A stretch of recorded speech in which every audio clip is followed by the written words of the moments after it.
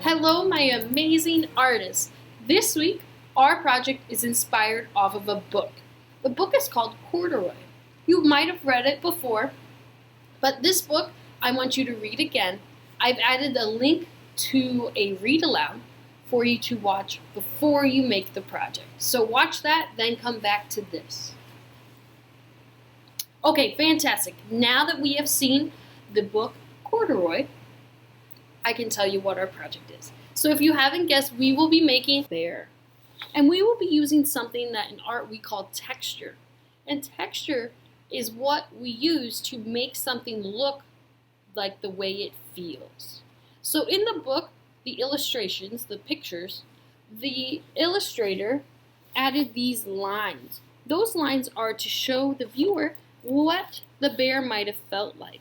So we are going to do our own lines.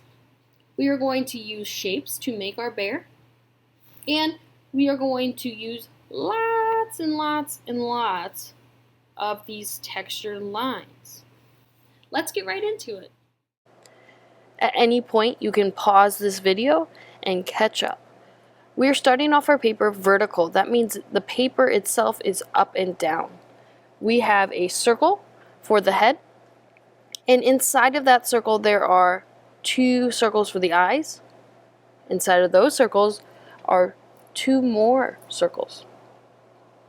After that, we're going to add a circle for the nose and the mouth. It looks like the bear's screaming, but it won't. Then we're adding an upside down triangle for the nose and 2 J's, a backwards J and a regular J. After that, the ears are going to be semicircles connecting to the top of the head, and there'll be little baby semicircles inside of the ears. The next step is to use a rectangle shape, and the rectangle shape will be for the overalls. So we'll go almost to the bottom of the page. It will start where the neck is, almost to the bottom. Then we're going to add these oval type shapes for the arms. We're going to add a almost square underneath the chin of the bear for the straps of the overalls. And then our feet are going to be 2 more semicircle blob shapes and a line for the legs. And then we have the basic drawing. So this is sped up quite a bit because after this, you know the drill, we're going to add Sharpie or a black marker to every pencil line. I did go in and erase all of my pencil lines to make it look nice and neat. In the book, the overalls are green. You can make the decision if you want green overalls or if you want your bear to have different colored overalls. I am adding a Sharpie for the eyes, pink for the ear, inside the ears, and yellow for the bear's nose.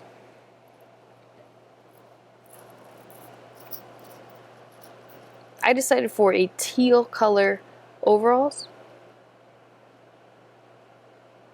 And remember, we're not coloring in the rest of the bear yet. We're just coloring in the nose, the ear, inside of the ears, and the overalls, because the rest of the bear we're going to use texture.